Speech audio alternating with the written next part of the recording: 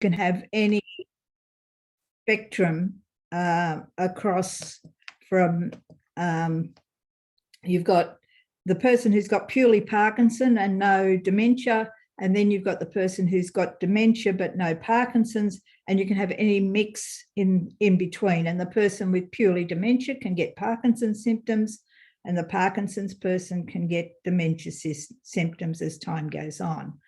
So they're the most common. And then you've got frontotemporal dementia, which means the frontal lobe of the brain is affected. All the others mainly affect the more back parts of the brain. And in that dementia, you've got people whose behaviour changes. They're more less socially appropriate. They say and do things that they wouldn't normally do, and often they can't control that. A young man that I went to see who had frontal lobe dementia, as I walked up and knocked on the door and he opened the door, the first words out of his mouth were big boobs. Now, he'd been a professional and won awards for his jewellery, ran a jewellery business, and yet he couldn't control what was coming out of his mouth. Wow. So, and then you've got something called Benson's dementia, which affects the visual spatial part of the brain, which is more towards the back.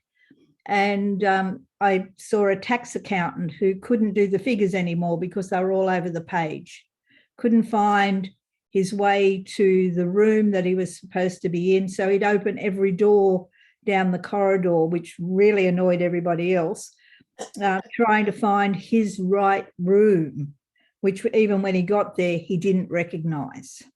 Yes. My mom had, I think, vascular dementia. It was explained to us way back, right? 1997, that her brain was shrinking, dying off in the inside. That's all we knew. And it was gradual, very gradual. But, also, I thought maybe you had so many. How many years did you work with people with dementia? Over 35 years, because I actually, before I had that little job, I was working in the hospital, and I was actually working in the confused old men's ward, which was a big open 16-bed ward at the hospital. Now, at that stage, I didn't really know this much about dementia. And I'm going to tell you a story because I remembered this story last night and I forgot to put it in the book. There was a night where there was a man calling out, "What you going to give me for it? What you going to give me for it?" And I'd tried to give him a sleeping tablet. I'd tried to give him some hot chocolate. I'd tried everything I knew to try and get him to sleep. Finally, I'm sitting at the desk and I thought, I'll go and buy it. So I went up and I said, "I'll give you £5. I had the nous to think pounds before we changed to dollars and cents here. And he said, "Sold." And as I walked back to the desk, he said, "Where's my money?" And I thought, oh. So I went and cut up a piece of paper about the right size, folded it up, brought it up, put it in his pocket and said, "There's your money." Started to walk away again. He said, "How are you going to get it home?" And I thought, what have I bought? Could be a side of beef. He was an old butcher. It could be a grand piano. "Oh, I've got a truck coming in the morning," I said. He rolled over and went to sleep for the rest of the night. Oh, wow. You just tagged into it. And that's what I've heard stories over and over from you, that how you thought of them different. Whereas we tend to think, well, often, like they're just a child. I don't know what's, it's just frustrating to us, I think, a lot of times. Yeah. And I mean, that to me was that intuition. There's an intuitive thought. Maybe I can do this. Maybe I can do that. Yes. Go with it, because a lot of the time that's where the answer is. That first intuitive thought, enter into where they are. Look, if it doesn't work, you haven't lost anything. But often the answer to the situation. Yes. One time I came in, my mom had a teddy bear someone had given her, Well, at that time, I was kind of in the process of figuring out the dementia and how it was going to play out. And I thought, oh, brother, somebody brought her a teddy bear. How demeaning. But I walked in and she goes, shh, I have my baby here. You know, you got to be kind of quiet. And I just went into it then with her, you know, wow, a great looking baby. Oh, so it kind of catches you off guard while you're living it with a family, you know, within the family. And some people disappeared completely. Did you find that with the people that you worked with? Did their family stick by them, or how did that? Some overall? did, some didn't. And I've just actually read a book, Traveller in an Unimaginable Land, written by a psychologist on dementia. And she very much talks about the interaction between the family member and the person with dementia, and how their learnt experience affects them in dementia. That, you know, if they've had a certain way of responding to their person, they will keep responding that way. It's very hard to think differently for the carer. So, you know, some people, they've had a really loving, good foundation. They tend to just stick by. But there's other people who, you know, the relationship's been a bit frayed, and it just kicks into that frayed relationship, and they can't get out of that already existing relationship to change the way they are, even though the person with dementia may change. You know, so sometimes there's the person who's been really nasty and sarcastic, who becomes quite nice because they've got dementia, and the family can't cope with it because who's this changed person? Who's this nice person when, you know, they've always been this not so nice person? I think it was interesting too that people, my mom was a giver, big, and a Christian, and always was going to see, quote, shut-ins. At that time they called them that. But her friends who didn't really want to come in, very few wanted to come and see her because they want to remember her as she was. Well, we were 13 years into this. I'm like, well, you're gonna have a long wait. Yes. But it was sad, you know, that to me that they didn't think she was valuable. Some people even says, well, I don't understand why she just doesn't die. Well, I thought it's because they're uncomfortable. Yes. It's calling them, you know, they're in pain about it, but they don't know how to deal with it, I think. But anyway, we were going to talk about sundowners a little bit. You know, people say, you know, they get worse. My mom used to get worse in the evening, early evening. Tell us about that a little bit. Right. Well, can you put yourself in their shoes? You've been trying all day to work out what's happening, what's going on, who are these people, what's happening to me. Your brain's been working overtime trying to adjust to where you are and what's happening.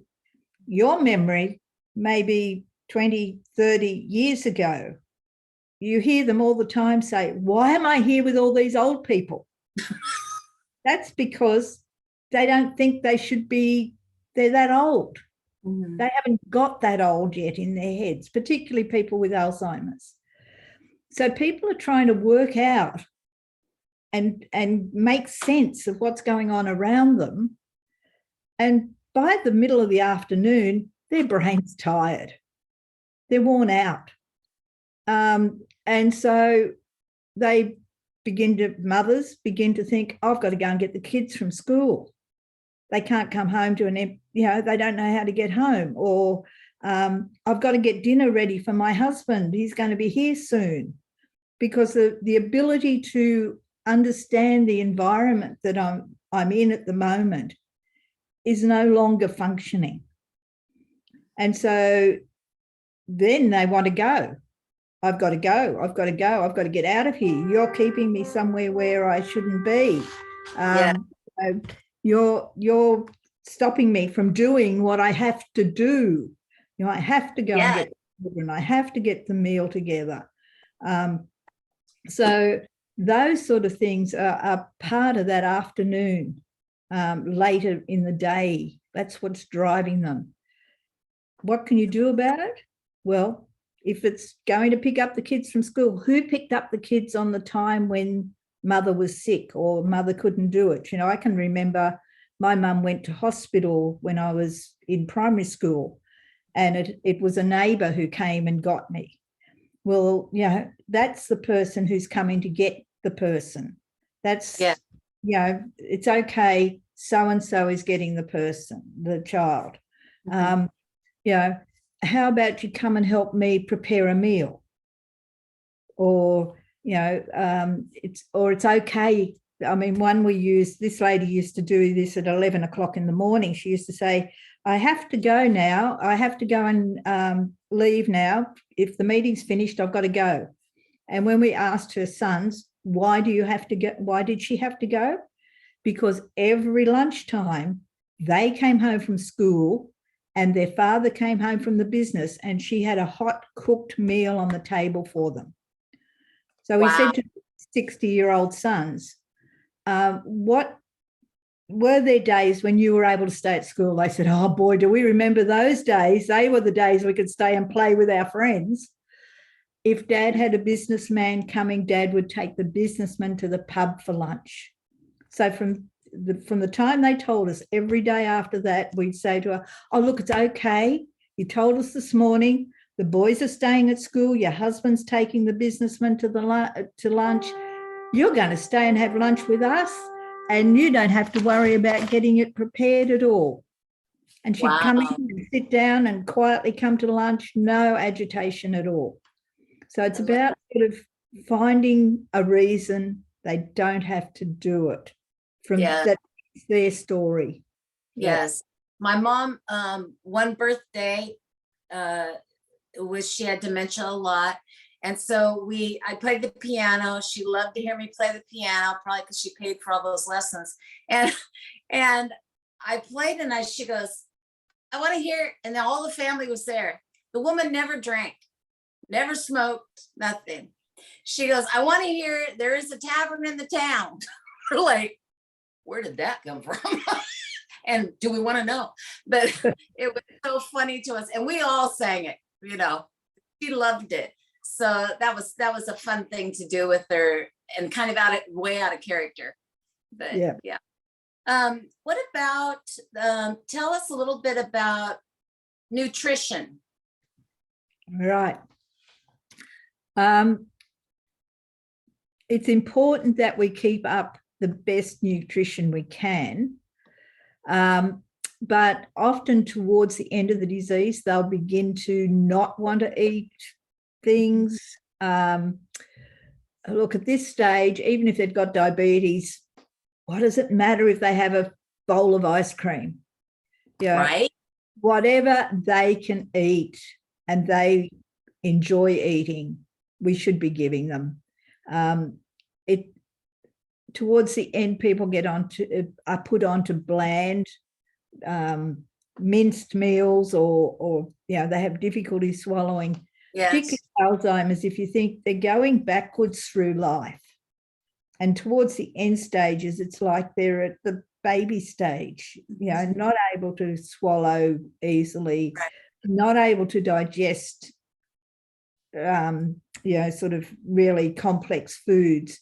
At that stage, we should just be giving them the ice cream and the nice things that they will still eat, and won't worry too much about whether it's a balanced nutrition. But in the early stages, a good balanced Mediterranean diet, and we should all be eating a bit like that: low sugar, low carb, plenty of leafy greens, plenty of things that are going to build up our vitamins and our brain, and fish a couple of times a week. Yeah. All of those things. but yeah, don't expect people to start eating things they've never liked. They Yeah, right. feed Yes. them what they like. Yes, I love it. I love it. Thank you. Tell a little bit about, we're gonna dig deeper in a few minutes, but tell about the group outings, which I thought were so unique. I've never heard of it in the United States, honestly. Yeah. Well, this was when I was running an organization called Riverina Dementia Support. It was a pilot project. Most of the jobs that I did in dementia were all pilot projects. I moved from one pilot project to another pilot project almost. And when they interviewed me for this job, I said to them, I want to normalize life for people with dementia. Yeah, we're organizing, the idea was to organize respite for the carers. So Yes. we would provide somebody to look after the person with dementia, so the carer had time off. But I said, I want to normalize it. I don't want just somebody coming into their home and sitting with them. I want to try a group activity where we have morning tea for the ladies. You know, I can remember as a little girl, my mum would have a couple of ladies come round for afternoon tea. And so if we have a group of 4 people with dementia and they get on okay together, let's meet at each other's homes once every 4 weeks. So we would provide a worker. The worker would pick up the 3 people who were going to somebody else's home. They would go to the home and the worker would bring some activities, maybe some jigsaw puzzles or some magazines to look at and talk about. She would be in charge of helping with the morning or afternoon tea. So, yeah, the people themselves might help with that, depending on their level of ability. We had to do a whole lot of health and safety checks on the house, make sure there was not too many ramps, steps or things like that. So we would let the person, sort of have a safe environment. But they loved it. We particularly had 3 or 4 groups of ladies who would do that. Sometimes we would take them on outings as a group because they knew each other and it got on well together. So we'd organise outings for them. For the men, we mainly did outings. If they already had a man cave, a shed or something that was safe to go into, or they could meet in there. But we would take them fishing or we'd take them for a barbecue. So somewhere where the guys would feel comfortable mixing together. So that was my idea that got me the job, because, straight away we were saving money because we were being funded to look after one person on a one-on-one basis, but we were looking after 4 people on that same basis. And the carer had the opportunity either to stay at home and go and have a sleep, or they could go out and do something out in the community, or they could join the group. If they wanted to, they could be part of the group. So that was that one. Then because that first year we saved so much money on our budget, we actually put in to do an overnight outing. So to use our unspent excess money on a trip to Canberra, which is 2.5 hours drive away from Wagga Wagga, to go to, we have a big springtime flower festival, Floriade. So we stayed in a hotel that was a very old-fashioned hotel. We had meals there, and it was in a dining room that sort of looked 1930-ish. So some of the carers could come, but they didn't have to stay with us all the time. So everybody had somebody else sleeping in the room with them. We might have had 2 people with dementia and 1 worker in a bedroom. And We went to Floriade. We went to the War Memorial. We went to, some went to the Mint. Some went to the National Archives. Okay, tell me this though, Isabel. Like, were they continent, or how did you deal with all the variety that just comes up? You know. Yeah. Well, the incontinent ones had wore. I think you call them over there diapers. We call them pads or incontinence products. Yeah, so that they required a little more care. Some of them were not terribly mobile, so we had wheelchairs for the ones that weren't mobile. We had one younger man who I managed to lose in the War Memorial. I was walking with the group and I realised he wasn't there, and I thought, well, where would he go? We were in the World War I section of the War Memorial. I thought, I bet he's gone to the Vietnam War section. And sure enough, that's where he was. I just said to the rest, I'm going to look and see if I can find him, and found him down there. Wow. Yeah. So, so it was, and the carers that came had the opportunity either to come with us if they wanted to go on those outings, or they could, the wives particularly, could go shopping in a big, sort of city. Some of them went and visited family members who lived there. And in the evening, a couple of the granddaughters came to have dinner with their grandmother. Oh, lovely. Yeah. Wow. Yeah. Wow. Wow. We have a long way to go. Thinking. Yeah. Because usually in facility, they just, are basically in lockdown. And they might do events there, like small things, or crafts or whatever, but that is thinking way outside the box. I love it. Love it. Let's talk. Oh, also you had a dance. You had a gala. Crazy. This happened because very early on, when I was doing the personal care assistance job, we went to a diversional therapy conference in Sydney, and there were 5 recreational officers, diversional therapists in the car driving from Wagga. And we saw this lady gave a presentation on having a dance for people with dementia. And we thought, well, why don't we make this bigger than that? We were all from all different facilities. Why don't we make it so that aged people in the community who are clients of the aged care services and people in aged care facilities, and we'll run a ball. Like, there's a big, it's a big shed, really, with everything there, kitchens, everything else, to where people would have had balls in their younger years. So we hired the shed, we decorated it like they would have decorated it. We did tables, we did a king and queen of the ball, and the local geriatrician, actually, his band provided the music.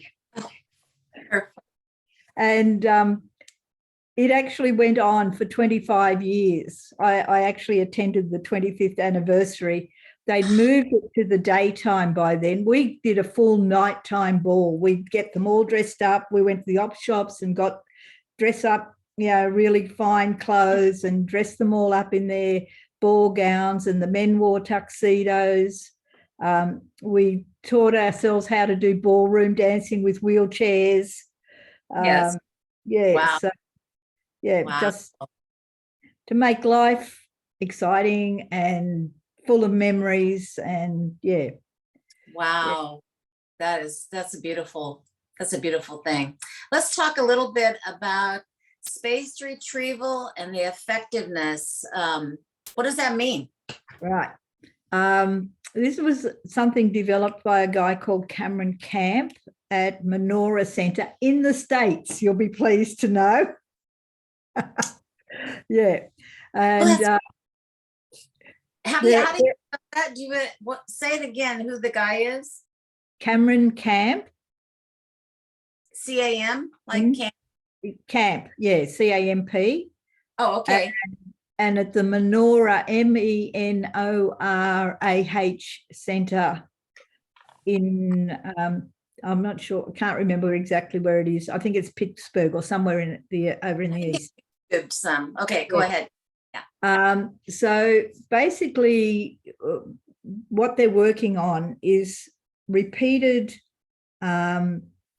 repetition to help people maintain some sort of ability to remember information.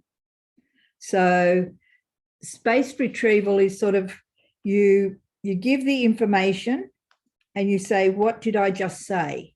And get them to repeat it back. And then you do a longer and longer time between the repetitions, between the repeating back. So you start off with right there and then the next time you might wait 30 seconds. What did I just say to you? If they can repeat it back, next time you might wait a bit longer, and you gradually lengthen that time frame until the person retains that information.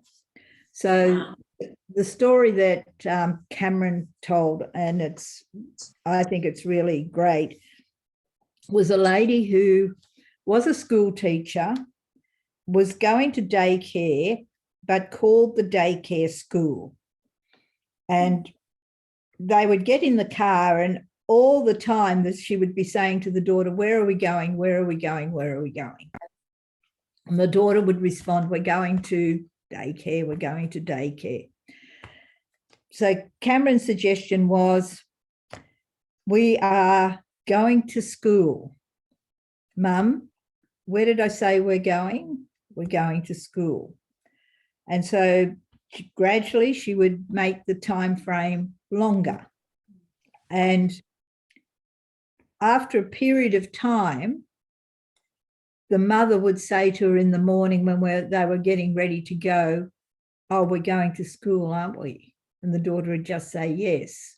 And then when they got in the car, she'd say, we're going to school, aren't we? And she would stop asking, where are we going? Really? Yeah. That is fascinating. Yeah. Wow. So it's building, there's a book called The Brain That Changes by Norman Douge, and he particularly talks about the ability of the brain to develop new pathways. Man. I know that in certain types of dementia, it's probably easier than, say, Alzheimer's, but even with Alzheimer's, if you can build the new pathway, it will have effectiveness. Yeah. That's astounding, really, when you think about it. And I don't think I probably did that. The most pathway we had together were repeating Bible verses, because I would start a word and there she'd go. Oh, yeah. And I loved it that it was some of the last things that it was in her mind. And she also responded huge to music. Yes. And my husband did too with spinal cord. He couldn't move at all. And it came over the PA system in rehab, music, and his toe just, and we're like, yes, because it was building its way back, the nerves. Yeah. And music is really powerful. There's been 3 programs on the ABC television here of choirs of people with dementia, and in them learning new songs and performing. Wow. And the music is a different pathway to language, and singing to music is a different pathway to speech, because we may lose our ability to speak, but we don't lose our ability to sing. Isn't that amazing? Yeah. It's amazing. Yeah. Well, and that's how I learned a lot of the hymns because my mom used to sing for different things. And so she'd give me the papers and you check me, see if I got the words right. I learned tons of hymns that way. It's interesting, isn't it? Huh. Yeah. I love it. And those early memories, of course, the pathway to them is, for most people with dementia, that early pathway is the last thing to go. So the things we learned as a child are going to stay. The old hymns, the old rugged cross. What a friend we have in Jesus. Onward Christian soldiers, all of those, but they don't sing anymore. They're still strongly there in that. Yes. Wow. Yeah. That's amazing. Also, we were going to talk about emotional memory. That kind of probably goes with what we're talking about. Yes. Yeah, because music and emotions. Can anybody hear any sort of music without it connecting to your emotion? I've got a grandson who plays heavy death metal. I don't like it because it connects to my emotions. It's true, though. You hear a song and you're back there. Yeah. A strong tie, isn't it? Yes. Yeah. And for nearly all the dementias, well, certainly all. Unknown caller. Oh, let me get rid of that. Sorry, I forgot to turn it off. Okay. For nearly all the dementias, particularly the Alzheimer's vascular frontal, the emotional area of our brain remains intact. So, frightening. how I actually learned about this was back in the 1990s when they weren't talking about it terribly much. But I had a lady that I was very close to in the hostel. She was very close to her sister, had strong emotional ties, and she would, her sister would come to visit her on Tuesdays, and if the sister didn't come, she would be upset on the Wednesday and Thursday. And so we're organised to take her, if the sister wasn't coming, we would take her to visit the sister because we didn't want this lady upset for the next couple of days. And the sister died, and I organised to take, we'll call her M, to the funeral. Halfway through the funeral, she turns to me and says, "It's M, isn't it? Because the priest has been not M, it's Florence, isn't it? The priest has been calling her Florence and everybody else called her Dolly." And she said, "Dolly's dead." And I said, "Yes, it's Dolly's funeral." She interacted with the family. We went out to the car. We got in the car. We're driving to the cemetery. This is a lady who went one day when I asked her, "What color is that chair?" She told me she knew, but she couldn't answer me. So by the time the question had been asked, she'd lost the answer. She turned to me and said, "Dolly's dead, isn't she?" We got to the graveside, pulled up in the car, and as she was getting out of the car, she said, "It's Dolly, isn't it? Dolly's died." She went back to with the family for the wake. The next day, she totally forgotten that I'd taken her to the funeral. She came to my office. She stood there with tears in her eyes and said, "Dolly's dead." So 24 hours later, she's still remembering that Dolly's died. She never looked for Dolly to come ever again on a Tuesday. We never had that problem of her expecting to see Dolly ever again. See, that would be even cutting edge of some, of taking her to the funeral, really. Some people would go, "Oh, that's just too sad," but really the process then. I have a question from a gal here and I'm trying to bring it up, and if I was talented. Oh, Pam, can you just ask? I can't see the question. Sure. So, Isabel, I'm just curious, is there any correlation between early or say teenage drug abuse and adult dementia? We haven't seen it yet.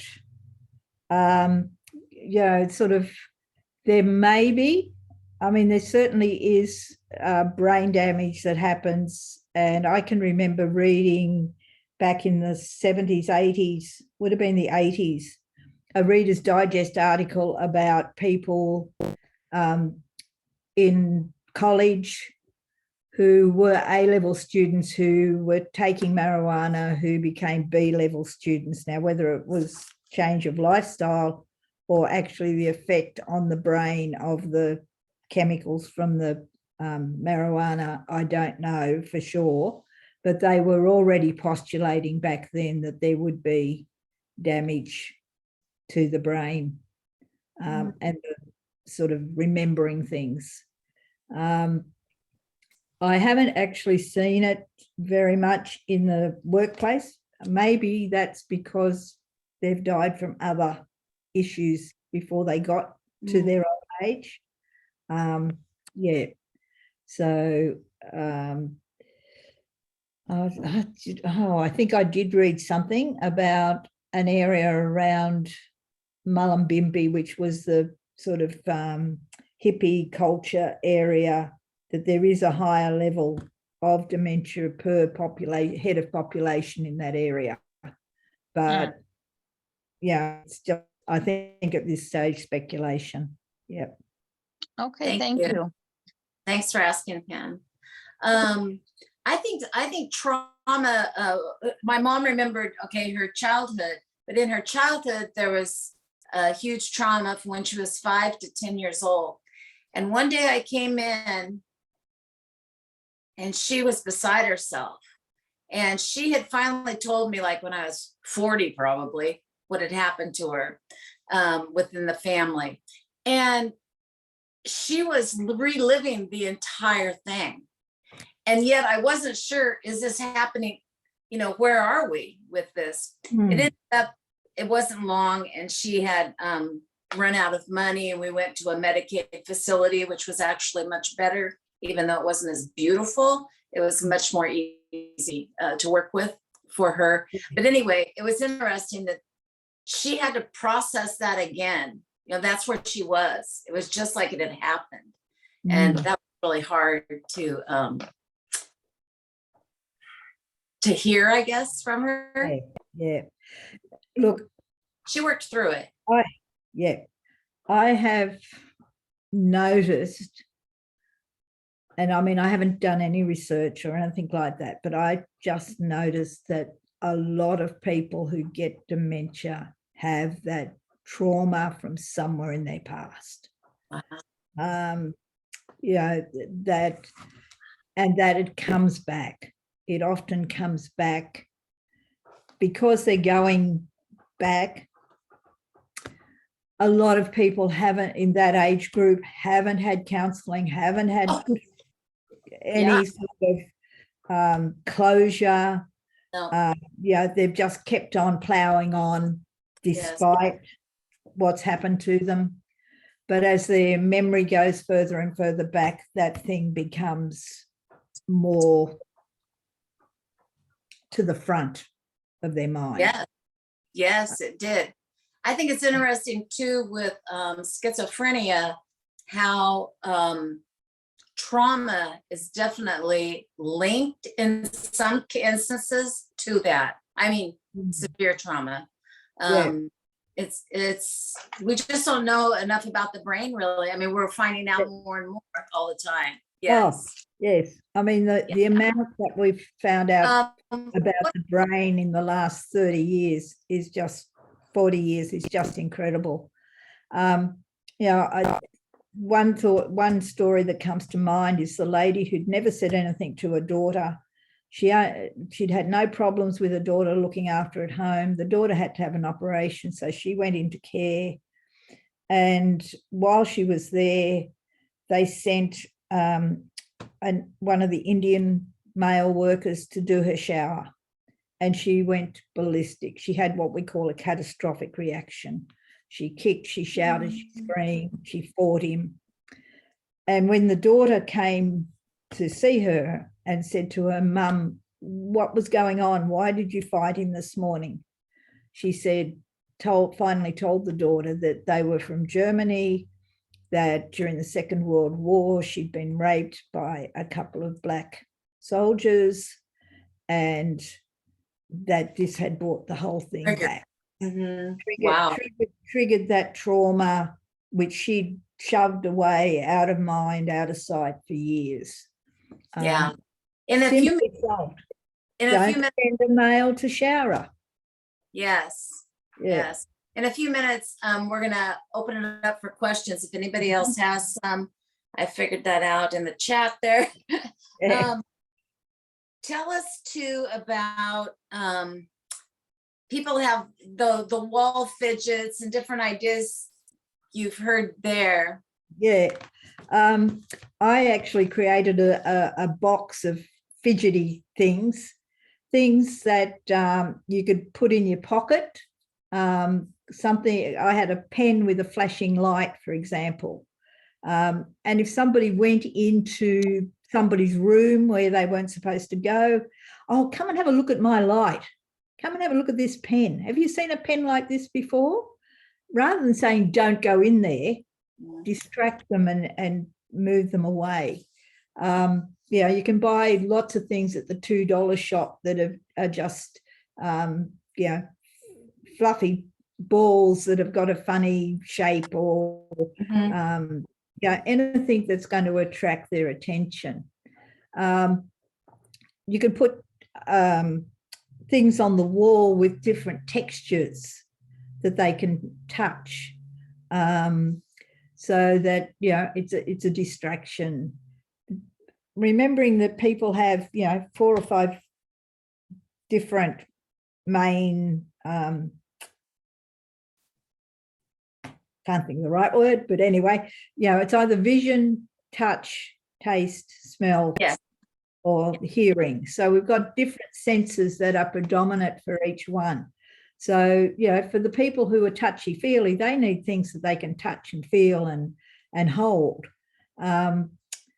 One girl here in Australia developed muffs that if they go into hospital and have a cannula in their arm, that you can put the muff over the arm and they'll fiddle with the things on the muff, different buttons or textures, and they'll fiddle with that rather than with the cannula that's in their arm. So, sort of, and you were talking before about the man who put a picture window on the wall of his wife's room. So there was what appeared to be a window. So you could have, now with electronic stuff, you could have different pictures displayed in that. So that it's something to attract their attention and keep them occupied.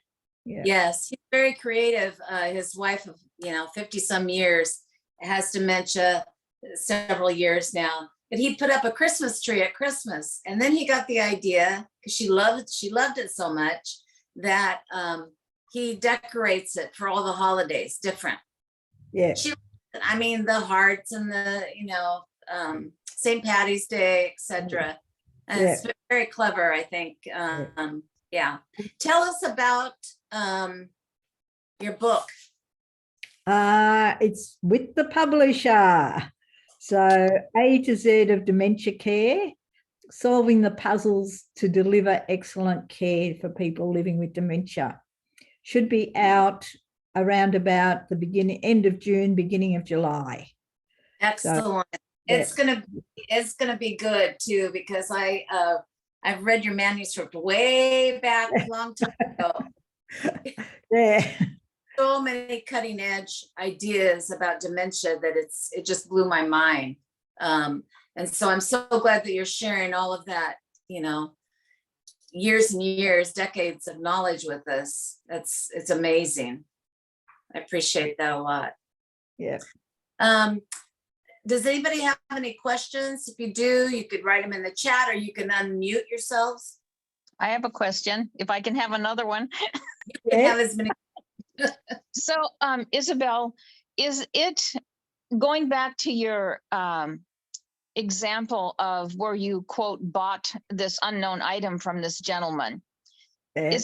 Is it better to, if you're caring for someone with dementia, is it better to buy into what they're thinking about, so to speak, instead of trying to straighten them out? Because I know it's my instinct to try to say, no, mom, it's this. And remember, we did this and that. Is sometimes it would just be easier to say, you know what? Yes, that's right. Is that better to do that or try to straighten them out? It's called therapeutic fibbing. It's actually got a name. So it's okay to do it. It's okay to do it. Okay. Look, if they're safe, I mean, if they're doing something unsafe, you're not going to let them cross the road if they haven't got the capacity to cross the road. So then you need to distract and try and change the subject and bring something else in.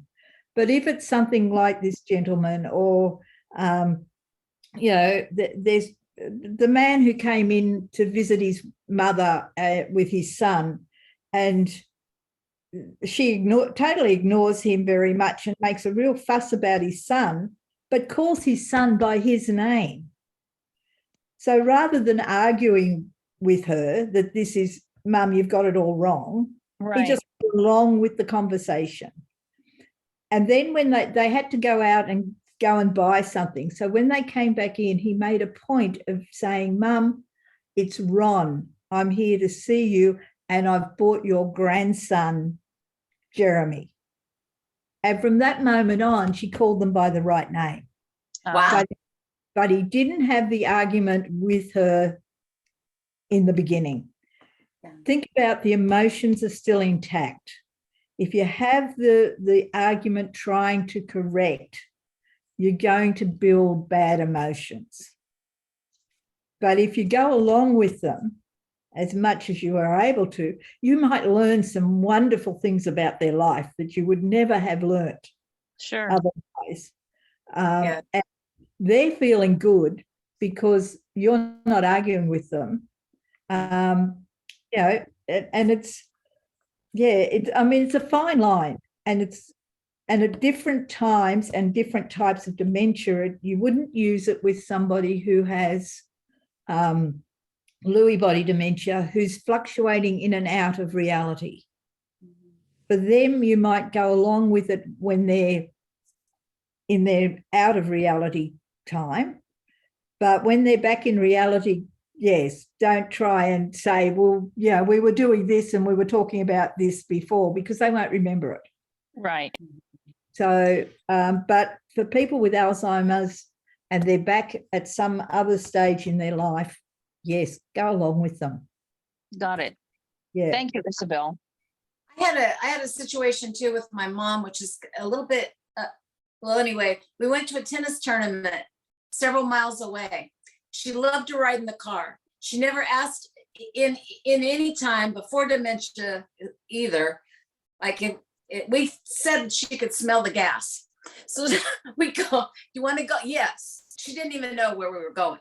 So I took her, and she loved riding in the car, but she had oxygen on at that point, just, on a small degree, but oxygen. And so we had taken it. I had taken it. We're coming over a mountain and the oxygen went out. It was empty. And, she was fairly into dementia at that point. And I thought, of course, I'm praying, like, oh no, inside. I'm like, no. But then I realized in a quiet way, if it happened, it happened. I couldn't do anything about it at the moment, coming over a mountain with no one around at all, nobody to come and help. And she was fine when I got her back home. But there comes kind of a point you just go, but we went on an adventure. What would she have loved to, do you know what I mean? Yeah. Yeah. So it's, I couldn't resist taking care of her. She was easy to take care of in the sense that she was always kind to me. overall. You know, we had the mother-daughter stuff going on, but but we worked all of that out. In fact, many times she would say, years earlier, you know, are you gonna, even as an adult, you gonna wear that? We're already out. We're already on our way somewhere. Are you gonna wear that? And one day had dementia, and she looks at me across the room, and I'm bracing myself in my mind, right? I'm going, oh, here it goes. She goes, wow, you look really good. That really looks good on you. And I'm not kidding. I looked around because I thought somebody must have came in there. But what was beautiful was we were finishing well. That's what I felt like. We were finishing well. And because there's so much with mother-daughters. I mean, let's be real. There's a lot. What else can you think of? Is there other things that you can think of that, or does anyone have any other questions too? I don't want to cut anybody out here. I'm thrilled you're all here. What else do you think is important about, my brother has Parkinson's. So once in a while, because he's heavily medicated, but he's very upbeat, etc. But once in a while he hallucinates, and he'll go, you know, that looks like, you know, such and such. And we just got to laugh, and I go, I see how you could think that. You know, to objects on the wall or whatever. And he goes right back into, he knows it's not right. Yeah. So but it's kind of like, you know, sometimes other people would go, oh no, what's happening? But really, it's just like, go on the ride with them. I'm glad you brought up hallucinations, because that's really important. People with Parkinson's and Lewy body can quite often hallucinate. Their hallucinations are usually not something that scares them. They often see little animals or little people. So one lady used to say, the children come to visit me and they sit on the chair. I just wish they'd talk to me. So she's seeing them, and she thinks they're real, but they're not speaking. So she's not hallucinating to a speaker, something speaking to her. So people with Lewy body, Parkinson's disease, that's part of the disease process that's happening. If the person does not usually have hallucinations and starts to get hallucinations that are frightening or threatening, chances are they've got something medically going wrong. They're either constipated, they've got they've got an infection somewhere, they're in excess pain. We haven't talked about pain, but pain is one of the really major issues for people with dementia, because they can't tell us where it is or how much it hurts. They just respond negatively when they're moved or people are trying to dress or undress them. They can get quite physically violent. Hey, tell us about the towel. Tell us about the towel you created. I love it. I love this. Okay. It's a cotton piece of cotton material that can absorb water, that you put around the person under their armpits, do it up at the back. I've now decided to do it up with a nice little bow. And it's got elastic in it, so you can pull their clothes off while they've got it over them. So I love that. And the person stays covered and they wear it into the shower. It's dignity. So they're never uncovered. And then when you come to dress them, you wrap a towel around them. I've got towels with elastic and two little clips that you clip onto the towel to hold it there, and you drop away the wet wrap, you dry them, and you leave that wrap around them while you dress them, and then you drop the wrap away. So the person is always covered. Yes. It's still got to be manufactured properly, but it's in the process. And if I know, people but it's, start ordering it, Yeah. we start making them. yeah, Yeah. it's even thought of it though, of, you know, like when I would shower mom, she had no modesty ever in my entire life. And I'm the exact opposite. So I loved the idea though of having, creating dignity, you know, Yeah. for the person. Yeah. Well, we're coming to the end here. We are an hour. And I thank you so much, everyone, for coming. And especially Isabel. And I can't wait to read your book coming out. You said the end of June, July time frame? Yeah. Okay. Yeah. The A-Z of dementia, A-Z of dementia. Yeah. Yeah. Awesome. Thank you so much. Thank you for coming from Wagga Wagga. I had to say it. we've got one other person from Wagga Wagga and somebody from the Dandenong Rangers too. So you've got two Aussies on here as well. Awesome. Awesome.